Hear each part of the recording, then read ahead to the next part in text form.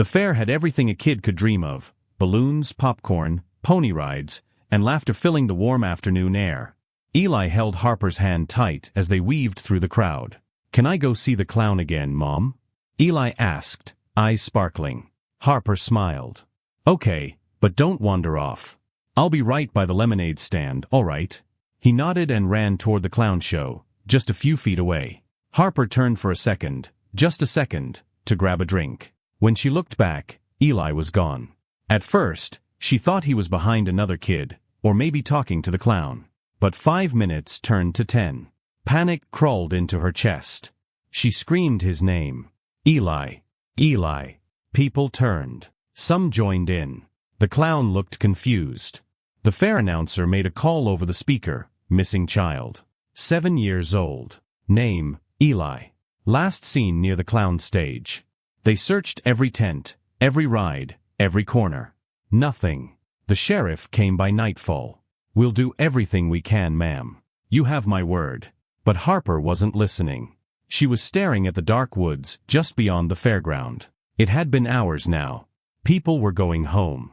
But Harper stayed. Knees in the dirt. Crying.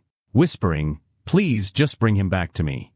A few miles away, an old man named Grady sat on his porch. At his feet lay Rex, a grizzled German shepherd with cloudy eyes and scars that told stories. Grady glanced at the sky. "Smells like trouble tonight, boy." Then the phone rang. It was Deputy Lane. "Grady, sorry to bother you. There's a missing kid out by Pine Hollow. We're stretched thin. Any chance Rex still has some fire in him?" Grady looked down. Rex had already stood up. Ears perked. "You hear that?" Grady asked. Rex barked once. "He's ready," Grady said into the phone. "We'll be there in 10. When Grady and Rex arrived, Harper didn't even look up. She was just staring into the woods. "This the mother?" Grady asked. The deputy nodded. "Won't leave. Keep saying he's still out there." Grady knelt beside her. "Ma'am, this here's Rex. He's a retired K-9. Saved a dozen lives before he lost his partner. He doesn't quit. If anyone can find your boy, it's him." Harper finally looked at the dog. His fur was worn, his legs stiff, but his eyes, those eyes burned with purpose. "Will he need something of Eli's?" she asked, voice barely a whisper. "A shirt, toy, anything," Grady replied. She reached into her purse and pulled out a tiny red sweater. "He wore this last week." Grady held it out. Rex sniffed deep. Then he let out a sharp bark. And just like that, he turned toward the woods and started walking. Grady followed close behind.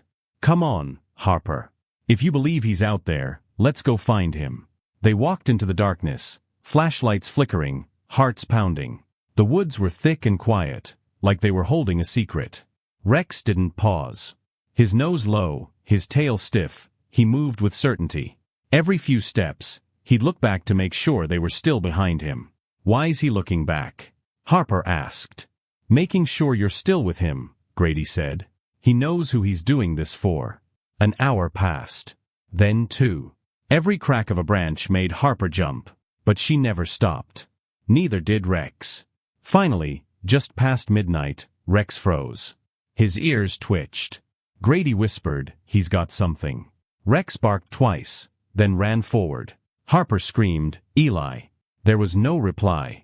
Just the sound of leaves crunching under Rex's paws, deeper into the dark. And that's when hope, long buried under fear, flickered back to life. Something was out there. And Rex was going to find it. Rex moved like he had never retired. The second his nose touched Eli's sweater, something inside him switched on. Muscles tensed, ears perked, and his tail pointed like a compass. Grady held the leash, feeling the tug. "Easy, boy. Not too fast." But Rex wasn't slowing down. His paws hit the forest floor with purpose. Harper followed close behind, clutching Eli's photo in her hand like a lifeline. "Do you think he knows where Eli is?" she asked, breath shaky. Grady nodded. "He remembers. That nose of his doesn't forget. Not smells. Not pain. Not duty." The forest was thicker now. Trees huddled close, branches clawing at their jackets. A cold fog began to rise, curling around their feet like smoke. Rex didn't flinch. His snout hovered just above the dirt, sniffing with quiet urgency. He turned left, then right, then charged up a narrow path. Grady cursed under his breath. My knees weren't built for this anymore. Harper didn't say a word. She didn't care about the cold or the dark. She only cared about the old dog who seemed more alive than anyone else out there. Suddenly, Rex stopped. His body stiffened. His tail went straight. He let out a low, deep growl. Grady yanked the flashlight forward. What is it? Rex growled again, louder this time. The beam of light cut through the fog and caught something. A shadow. Then movement. Harper gasped. Did you see that? Grady raised his voice. Hello? Is anyone there? Silence. Rex stepped forward, growling harder. Then barked, sharp and fast. The bushes ahead rustled. Stay behind me, Grady warned. He moved slowly, Rex just ahead, Harper clutching his jacket from behind. The light found a broken shoe. Tiny. Red. Harper lunged forward. That's Eli's. Grady picked it up and looked at Rex. We're close. Aren't we, boy? Rex barked once and took off again. This time faster. No hesitation. Grady and Harper ran behind, heartbeats racing louder than their footsteps. Branches whipped their arms, rocks slid beneath their boots. But none of it mattered. They reached a stream. The water was shallow, but fast. Rex stopped at the edge, sniffed the air, then looked across. Grady hesitated. You sure? Rex barked again. All right, Grady muttered. Let's go. They crossed, nearly slipping, but Rex was already on the other side. He darted up a hill, through thick brush, until again he stopped. This time, he didn't bark. He whimpered. Harper's heart sank. What is it? Why's he? She stepped forward and saw it. Scratches on the trees. Muddy handprints. Small. Rex sniffed the base of a large hollow tree, then sat. Whined. Grady rushed to his side, shined the flashlight inside the hollow trunk, and froze. Harper, come here. Slowly. She dropped to her knees and peered inside. There, curled into a tight ball, was Eli. Face pale. Lips blue. Eyes closed. Eli, she cried, reaching in. But Grady held her back. Don't move him yet. Let me check. He gently reached in, touched the boy's neck. Pulse. Faint. But it's there. Harper broke. Tears streamed down her cheeks. Oh my God. Eli, baby. I'm here. Rex crawled forward, rested his head next to Eli's, and let out a soft, low whine. Harper touched Rex's back. You found him. You really found him. Grady grabbed the radio. We've located the boy. Repeat, we have him. He's alive but unresponsive. Sending coordinates now. Rex didn't move. He stayed close, warm against the child's cold skin. The sound of distant sirens slowly filled the air. But Eli didn't stir. And no one noticed. The strange marks on the tree beside him. Scratches. Deep. Fresh. Something, or someone, had been there too. And it wasn't done yet. Grady's voice cracked through the radio. We found him. He's alive. Sending our location now. But as the message echoed out, Harper couldn't pull her eyes off her son. Eli's body was still. His chest rose, but slow, too slow. His lips were tinted blue. His hands twitched slightly, but they were scratched, stiff, and cold to the touch. Baby, can you hear me? Harper whispered, brushing dirt from his forehead. Mommy's here now. Please wake up. Rex stayed right beside Eli, gently licking his cheek, as if urging him not to slip away. Grady glanced at the deep scratches on the bark behind them. His gut twisted. Something didn't feel right. But right now, Eli came first. Lights flickered through the trees. Red. Blue. Flashlights. Voices. We're over here. Grady shouted. The rescue team came fast. 2 paramedics, the sheriff, and another deputy. Harper backed up to give them room, her hands shaking. One paramedic leaned over Eli. No visible trauma to the head. Pulse is weak. Let's get him warm now. The second wrapped a thermal blanket around the boy, pressing a warm pack to his chest. Harper asked, is he going to be okay? They didn't answer right away. The sheriff knelt beside her. We got him, Harper. He's alive. That's what matters. But Harper saw the look they gave each other. Why won't he open his eyes? She asked, panicked. The younger medic tried to reassure her. He's not unconscious. It's more like, withdrawn. His vitals are there, but he's not reacting. We need to get him to the hospital immediately. They strapped Eli onto a stretcher. Harper clung to his hand the entire way. Rex tried to follow, but Grady caught his leash. Let them work, buddy. You did your part. Rex whined and sat beside the tree, staring after the boy. As the medics carried Eli out, the sheriff walked over to Grady. You see those marks? He asked, pointing to the gouges in the bark. Grady nodded. Fresh. Deep. Like claws. The sheriff's face darkened. No bears reported in these woods for years. But whatever made that, it was here and close. They didn't say anything more. There wasn't time. At the hospital, Eli was rushed into pediatric emergency. Harper stayed in the hall, watching through the window as doctors worked. Grady arrived minutes later, Rex trotting by his side. Nurses tried to stop the dog at the door. It's okay, Harper said softly. He stays. They let Rex sit by the hallway bench. His eyes stayed locked on the door Eli had disappeared behind. A doctor finally stepped out. We've stabilized his body temperature. He's warm, breathing steady. But Harper stood up fast. But what? He's not responsive. No reaction to voice, touch, light. We ran scans. No head injury, no neurological damage. He just isn't waking up. Her voice cracked. So what does that mean? The doctor looked down. It could be trauma. Psychological. Children sometimes retreat inward after a shock. It's like, he's hiding from the world. Grady put a hand on her shoulder. He'll come back. You have to believe that. Rex suddenly stood. Ears alert. Grady noticed it. What is it, boy? Rex stared at the door. Then at Harper. Then he barked, once, loud and clear. Harper blinked. Does he want to see Eli? Grady gave a half-smile. He's not asking. He's telling. Inside the room, Eli lay under warm lights, his face pale. A nurse opened the door, hesitant. He shouldn't be in here, but maybe it'll help. Rex padded quietly to the bed. He looked up at Harper. She nodded. He gently placed his front paws on the mattress and rested his head beside Eli's shoulder. A deep, soft whine left his throat. Harper held her breath. Nothing happened. Then, just barely, Eli's fingers twitched. Harper gasped. Did you see that? Grady stepped forward. I saw it. The nurse ran to check the monitors.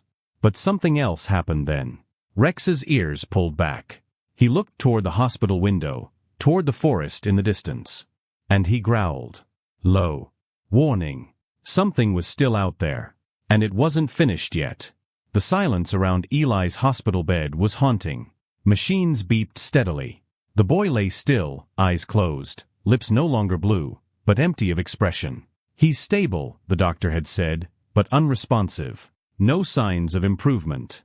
Harper hadn't left the room in 2 days. She barely slept. She held Eli's hand, whispering stories of their hikes, the fair, his favorite cartoons. But nothing. Grady brought food, sat with her, tried to talk. But words didn't mean much anymore. Rex stayed near the waiting room. Hospital policy wouldn't let him inside overnight, so Grady made him a bed near the glass doors. He didn't bark, didn't move, just watched Eli's door from a distance. But something changed on the third night. It was close to midnight. The ward was quiet. Nurses typed softly at their stations. A janitor hummed down the hallway. Then Rex stood up. His ears flicked. Nose in the air. He growled, not loud, but deep and sharp. One nurse noticed. That dog's acting weird again. Rex looked toward the children's wing. One low howl escaped his throat, long, mournful, and full of warning. He lunged. The leash snapped from the chair leg. He bolted through the hallway. Hey! A nurse yelled. Stop that dog. But Rex didn't stop. He tore past the nurse's station, skidded on the tiles, and reached Eli's room. Harper had just dozed off in the chair beside her son. The door burst open. Rex rushed in and leapt onto the bed, curling next to Eli's side. Harper jolted awake. Rex? What? Then she saw it. Eli's fingers, moving. Slowly, then steadily. His lips parted. A faint breath escaped. Eli. Harper leaned forward, heart racing. Baby. Rex whined and nudged the boy's cheek with his nose. Monitors beeped faster. Lights on the machines shifted. A nurse ran in. He moved. I saw the monitors spike. He's reacting, Harper cried. He's really reacting. The nurse pressed a call button. Get the doctor now. Eli's eyes fluttered. Barely open. Mom, he whispered, voice cracking like old paper.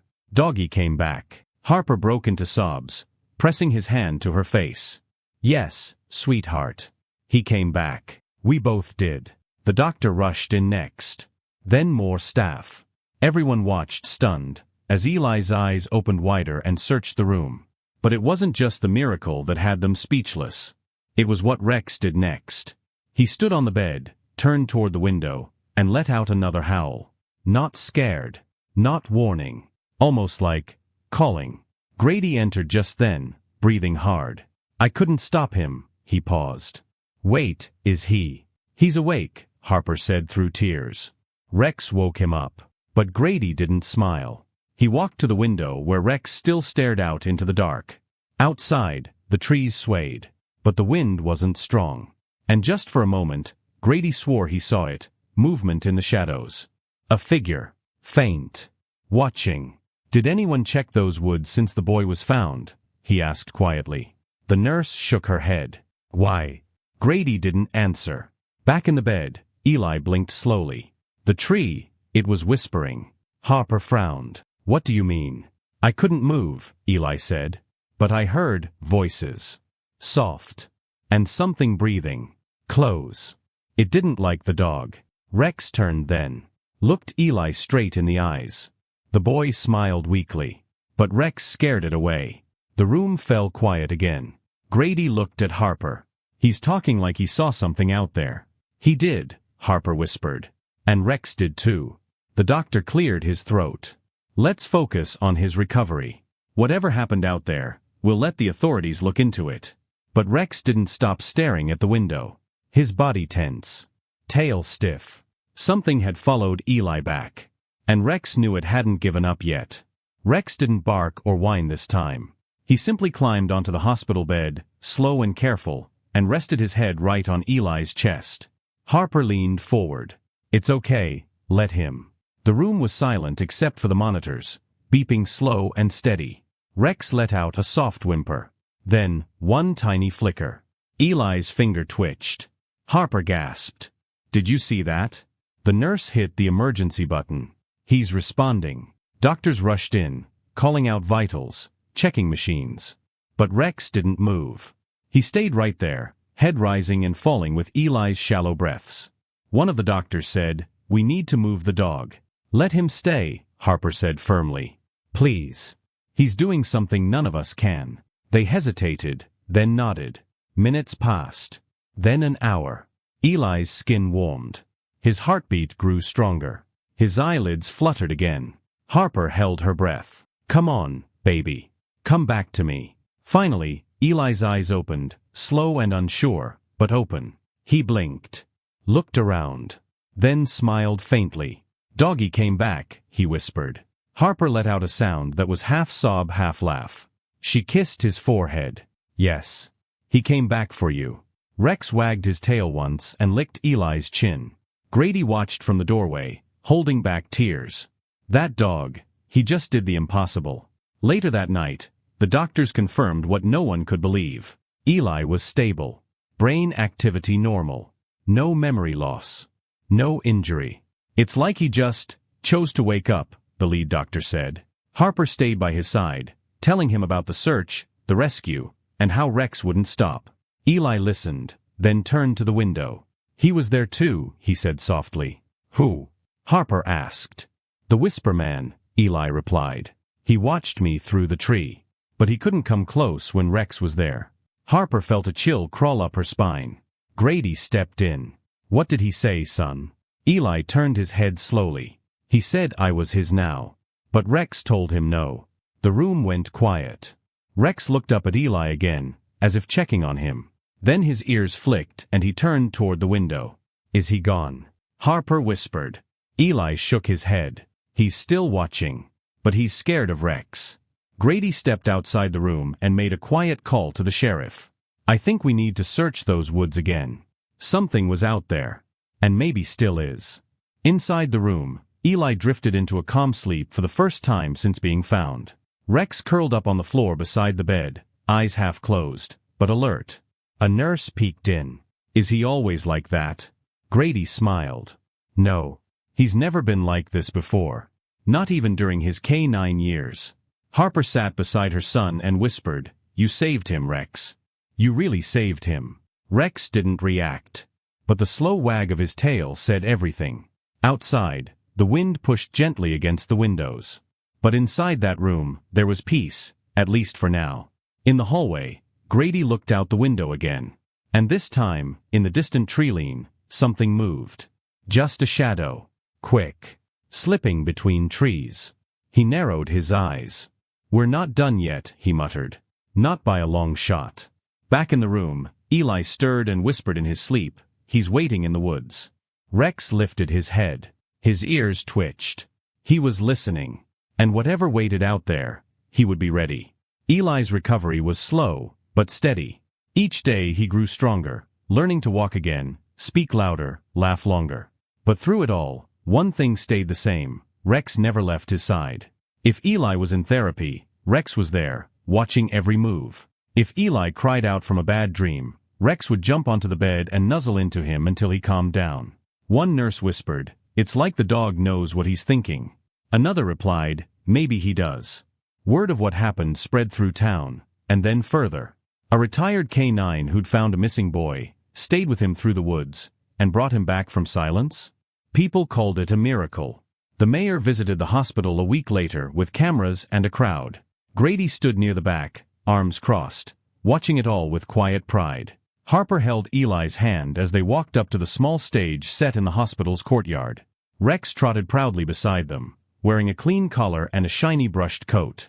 The mayor stepped forward and held up a small silver medal attached to a ribbon.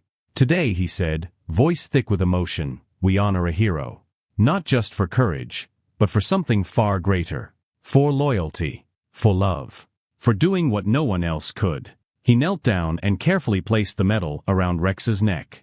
The crowd erupted in soft applause. Some clapped. Some just wiped their tears. Harper knelt down beside Rex, eyes full of gratitude. You gave me back my son, she whispered. I'll never forget that. Eli knelt too, throwing his arms around Rex's neck. We're best friends now. Forever. Rex licked his cheek, tail wagging gently. Someone in the back asked, Where will Rex go now? Grady stepped forward and smiled. He's not going anywhere. He's got a new job now, being a boy's best friend.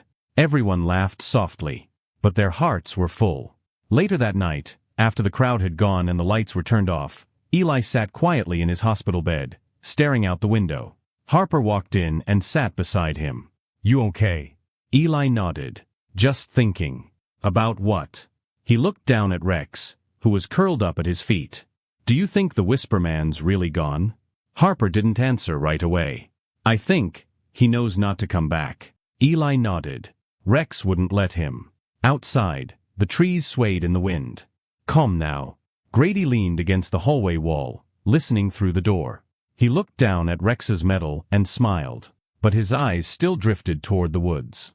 Some things stayed in the shadows. But others? Others made it back home.